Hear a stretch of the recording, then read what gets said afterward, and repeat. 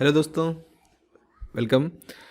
जैसा कि पिछले लेक्चर में हम लोगों ने बात की थी कि डिस्प्लेसमेंट ऑफ फ्रिंजेस का एक कॉन्सेप्ट है जिसको कि हमें पढ़ना है।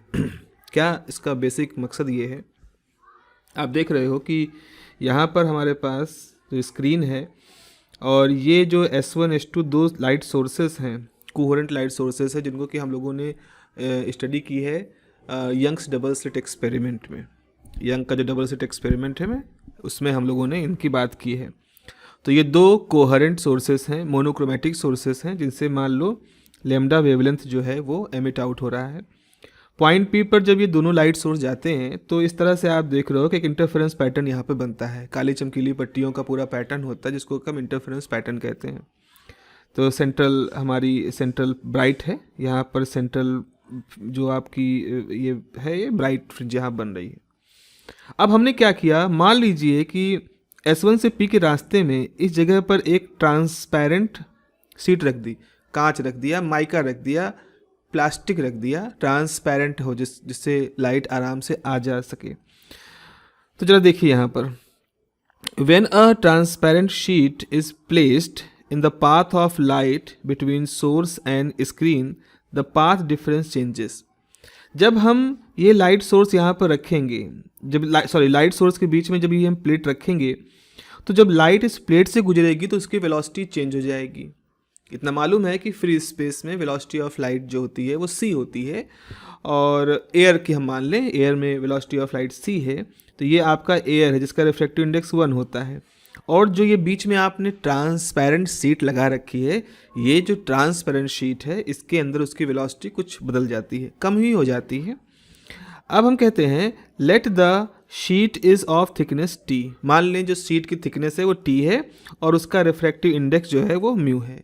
तो एयर का रिफ्रैक्टिव इंडेक्स 1 होता है और इस शीट का जिसको कि हम रख रहे हैं इसका रिफ्रैक्टिव इंडेक्स म्यू है। अब देखें, the light travels distance S1p minus T with velocity c। देखो ध्यान से यहाँ समझिए, लाइट S1 से चली माइका सीट तक वेलोसिटी c से, फिर माइका सीट या ट्रांसपेरेंट सीट से बाहर निकली P तक पहुंची वेलोसिटी c से। तो T को छोड़ करके जितना रास्ता था उतना रास्ता वो c वेलोसिटी से चल रही है लाइट। तो वही लिखा है कि S1p माइनस टी, यानी S1 से P तक की जो पूरी दूरी है इसमें से T घटा दो आप, तो वो जो बचा हुआ रास्ता है उसको वेलोसिटी c से कवर करता है। ओके, उसके बाद फिर कह रहे हैं the light covers the distance t with velocity v। और जो वो माइका शीट है उसमें से जब लाइट गुजरती है तो उसकी जो वेलोसिटी है v होती है, और ऑब्वियस सी बात है v जो है वो c से कम है। वेलोसिटी ऑफ लाइट जो फ्री स्पेस में है उससे मीडियम के अंदर वेलोसिटी कम है।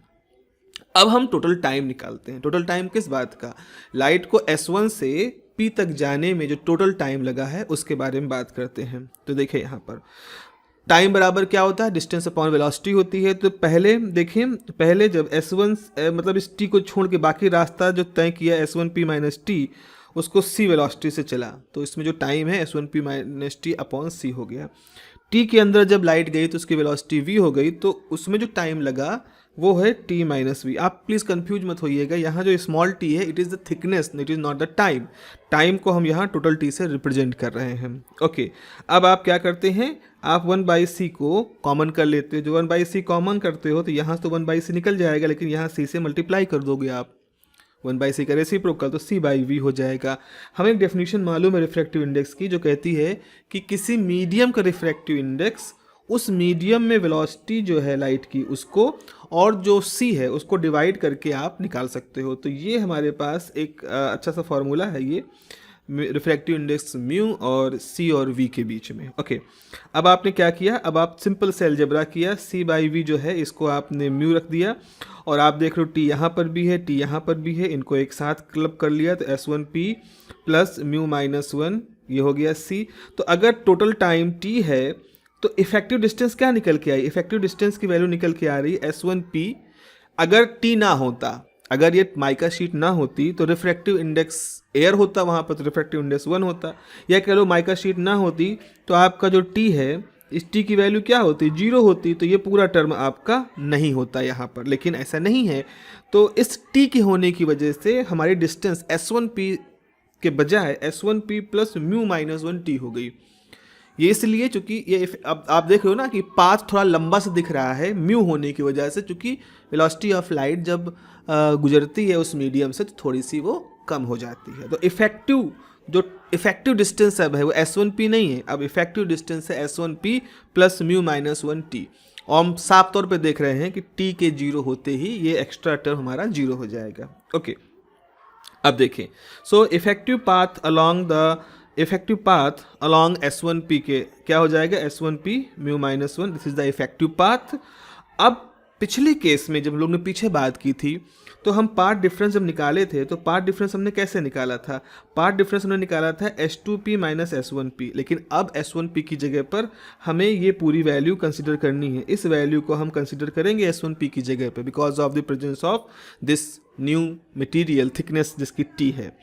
अब देखें the path difference across both optical path difference, अब S2P में से आप S1P ना घटाएंगे बल्कि ये पूरा डिस्टेंस घटाओगे, इफेक्टिव जो लेंथ आपके पास आई है। तो ये दोनों का डिफरेंस जो होगा वो क्या होगा, delta x is what, delta x is the path difference. तो अब की बार पाथ डिफरेंस में आया S2P minus S1P plus mu minus 1T, minus अंदर मल्टीप्लाई करोगे तो S2P minus S1P, minus minus plus को माइनस कर दोगे तो minus mu minus 1T is the thickness. Okay, और हमने देखा था पिछले केस में जो पिछला डेरिवेशन था यंग्स फ्रिंज विड्थ निकालने वाला, वहाँ देखा था कि जो S2P माइनस S1P था वो था 2 time D XN upon D। Now what is 2 time D XN, देखो यहाँ पर ये जो S1 S2 है इनके बीच की डिस्टेंस को हम 2D कह रहे हैं। ओके, और स्क्रीन की डिस्टेंस को हम कैपिटल D कह रहे हैं। तो ये आपके पास फॉर्मूला है 2D बाई D। XN क्या है, XN देखो यहाँ पर इस डायग्राम में देखो एक्सन की value, x n is the central fringe, O से सेंट्रल फ्रिंज जहाँ है वहाँ से जिस पॉइंट पर आप ऑब्जर्वेशन पॉइंट माने हो वहाँ तक की जो डिस्टेंस है, मान लो वहाँ पर nth फ्रिंज रही होगी तो सेंट्रल फ्रिंज से उस nth फ्रिंज तक की जो दूरी है वो है हमारा एक्सन। तो ये हमारा एक्सन हो गया, action is the distance of nth bright fringe from the central fringe, central fringe से nth ब्राइट फ्रिंज की दूरी है। क्योंकि हम ब्राइट फ्रिंज के लिए बात कर रहे हैं तो ब्राइट फ्रिंज के लिए पाथ डिफरेंस क्या होता है, delta x is equal to n lambda होता है, we all know that it. So आपने ये सब कुछ रख दिया, आपने डेल्टा एक्स की जगह पे एन लैम्डा रख दिया, S2P माइनस S1P की जगह पे 2D XN अपॉन D रख दिया, और अब आप यहाँ पहुँच गए। अब आप देखिए यहाँ पर ऐसा करने पर आपको nth जो रिंग है, nth जो फ्रिंज है उसकी डिस्टेंस मिल गई हमारे पास, लेकिन अब की डिस्टेंस है इसके अंदर म्यू माइनस 1T आ गया है। म्यू माइनस 1T आने का मतलब क्या निकल के आता है, इसका मतलब है कि जो आपने नया मीडियम रखा था, जो थिकनेस एक रखी थी, उसकी वजह से एक्शन कितना होगा।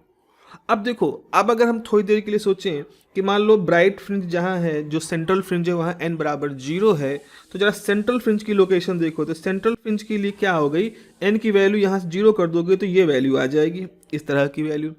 नॉर्मली जो सेंट्रल फ्रिंज होती है वहाँ पर पाथ डिफरेंस हमारा 0 होता है, वो ओरिजिन होता है, लेकिन इस केस में आपको 0 नहीं मिल रहा है। 0 कब मिलेगा, जब आप T बराबर 0 कर दोगे, यानी जब आप थिकनेस को हटा दोगे, उस मटेरियल की थिकनेस नहीं रखोगे, मटेरियल नहीं रखोगे, तो उस स्थिति में T 0 हो जाएगा, उस समय x नॉट जो होगा वो 0 होगा। ऑब्वियस सी बात है, क्योंकि हम ओरिजिन ले रहे हैं ना, ओरिजिन का मतलब है वहाँ से तो शुरू होती है गिनती, तो उसको 0 लेते ही हैं। लेकिन जब हमने यहाँ पर एक मटेरियल रख दिया जिसकी थिकनेस T है, तो ओरिजिन अब 0 पे नहीं है, वो शिफ्ट हो गया है। इसको आप समझ रहे हो ना कि ओरिजिन ही शिफ्ट हो गया है। तो अब वो जो सेंट्रल फ्रिंज बन रही थी जहाँ से, वहाँ से वो अब शिफ्ट होकर के नई पोजीशन पे पहुँच गई है, और वो शिफ्ट कितना है, x नॉट है। और इसमें किसका रोल आप देख रहे हो, इसमें म्यू का भी रोल है, इसमें T का भी रोल है, इसमें D भी आ गया, इसमें 2D भी आ गया। तो हमने ये देखा कि जब हम एक कोई ट्रांसपेरेंट मटेरियल रख देते हैं अपने रास्ते में, उस फ्रिंज के लाइट के रास्ते में स्क्रीन तक जाने के दौरान, तो होता क्या है कि जो फ्रिंजें हैं, चाहे वो ब्राइट फ्रिंज हो, चाहे कोई nth फ्रिंज हो, चाहे डार्क हो चाहे ब्राइट हो, वो क्या होते हैं, वो अपनी जगह से शिफ्ट हो जाते हैं। और वो शिफ्टिंग हमने यहाँ पर देखी है, सेंट्रल ब्राइट फ्रिंज को देखा है हमने, x नॉट वैल्यू से शिफ्ट कर गया। ठीक है, अच्छा अब यहाँ पर अब आप देखो, अब सवाल है कि शिफ्टिंग किधर होगी, ये जो शिफ्टिंग हुई है किस तरफ होगी, तो जरा देखो जो x की वैल्यू है जो भी आई है वो एक पॉजिटिव वैल्यू है, पॉजिटिव वैल्यू है। पॉजिटिव वैल्यू होने का मतलब है कि पॉजिटिव डायरेक्शन में शिफ्टिंग हुई होगी। तो अगर हम कोऑर्डिनेट सिस्टम में ले रहे हैं, ये 0 है तो ये पॉजिटिव डायरेक्शन है, निगेटिव डायरेक्शन है तो ये पॉजिटिव डायरेक्शन में शिफ्टिंग हो रही होगी। ओके, निगेटिव डायरेक्शन में अगर होती इसका मतलब है कि इस तरफ माइनस, यहाँ पे कुछ माइनस आता, रिफ्रैक्टिव इंडेक्स भी 1 से ज़्यादा होता है तो μ-1 कभी निगेटिव होना नहीं है, μ-1 नेगेटिव नहीं होना है। तो ये आपके पास ये दिख रहा है कि जो ये शिफ्टिंग है ये towards the side where the plate introduce, क्योंकि x की वैल्यू x0 की वैल्यू पॉजिटिव आई है तो ये शिफ्टिंग उस दिशा में हुई है जिस दिशा में प्लेट को रखा गया है, या कह लो पॉजिटिव x डायरेक्शन आप लोगे। तो अगर इस केस में देखो तो ये आपकी इस दिशा में शिफ्टिंग होगी, तो सारी फ्रिंजें जो हैं ये इस तरह से ऊपर की तरफ शिफ्ट हो जाएंगी। तो प्लेट के रखने का एक असर तो हमने देखा कि फ्रिंजेस शिफ्ट हो जाएंगी। दूसरा आप देखते हैं कि क्या फ्रिंज की चौड़ाई पे भी कोई असर पड़ेगा, जो विड्थ थी उस पर कोई असर पड़ेगा, उसको कैलकुलेशन करके देख ले। nth फ्रिंज के लिए क्या थी वैल्यू क्या थी, वो हमारे पास ये है ही xn की वैल्यू, आपने वही रखा। nth ब्राइट फ्रिंज का फॉर्मूला लिख दिया xn d/2 n lambda μ-1 t, तो ये है nth फ्रिंज के लिए आपकी वैल्यू। n+1 उसके बाद अगली जो ब्राइट फ्रिंज है उसके लिए क्या होगा, उसके लिए आप n की जगह पे n+1 कर दीजिए। Okay, now look at this, जब आप ऐसा कर दोगे तो फ्रिंज विड्थ कैसे होगी, फ्रिंज विड्थ की वैल्यू क्या है, आप जो n+1 फ्रिंज थी उसमें से nth फ्रिंज के बीच की वैल्यू को घटा दोगे, जैसे 12वीं फ्रिंज में से 11वीं फ्रिंज, इस तरह से आप घटा दोगे। अब देखो यहाँ एक सिंपल सी अलजेब्रा है, आप सब इसको कंप्लीट करोगे। आप यहाँ पर जहाँ प्लस माइनस साइन का ध्यान रखते हुए आप देखोगे जहाँ प्लस होना है वहाँ माइनस होना, सब कुछ ध्यान देते रहोगे तो आप पाओगे कि सिर्फ यहाँ ब्रैकेट के अंदर लैम्डा बचेगा, बाकी सब कैंसिल हो जाएगा। तो हमारे पास बीटा की वैल्यू आ गई d λ/2d। और अगर आप पीछे जाके देखें जहाँ फ्रिंज विड्थ निकाली थी तो फ्रिंज विड्थ हमने बिना प्लेट के भी यही निकाली थी। तो चाहे आपने प्लेट लगाया हो चाहे प्लेट ना लगाया हो, ट्रांसपेरेंट प्लेट आपकी लगी हुई है या नहीं लगी हुई है, इसका कोई असर नहीं पड़ रहा है। हर स्थिति में हमारी फ्रिंज विड्थ जो है वो वैसी की वैसी है। इसका मतलब क्या हुआ, क्योंकि इस फॉर्मूले में कहीं भी थिकनेस ऑफ द शीट नहीं है, कहीं भी रिफ्रैक्टिव इंडेक्स की बात नहीं आ रही है। इसका मतलब फ्रिंज विड्थ ना प्लेट की थिकनेस पर डिपेंड कर रही, ना रिफ्रैक्टिव इंडेक्स पर डिपेंड कर रही, यानी प्लेट के रखने ना रखने का फ्रिंज विड्थ पे कोई असर नहीं पड़ रहा है। तो फ्रिंज विड्थ आज भी लैम्डा पे डिपेंड कर रही है, सोर्सेस के बीच की डिस्टेंस 2d पे डिपेंड कर रही है, स्क्रीन से दूरी कैपिटल D पे डिपेंड कर रही है, जो कि इस फार्मूले के अंदर है। सो आखिरी में कंक्लूजन क्या निकला, कंक्लूजन ये निकला कि by introduction of sheet, transparent sheet, overall fringes shifted from initial condition. जो भी उसकी शुरुआती स्थिति रही होगी बिना प्लेट के लगाए, उसकी तुलना में फ्रिंजेस जो होती हैं वो शिफ्ट कर जाती हैं। अगला कंक्लूजन है the fringe width remains unchange. Fringe width पर कोई भी असर नहीं पड़ता, फ्रिंज विड्थ जस की तस रहती हैं। प्लेट के लगाने से सिर्फ शिफ्टिंग का ही असर होता है, बाकी और किसी बात पर प्लेट असर नहीं डालती। Okay, so this is about the shift in the fringe due to the presence of some transparent sheet. So hope you understood this, and for next lectures we will meet soon. Have a nice day and take care of yourself. Bye bye.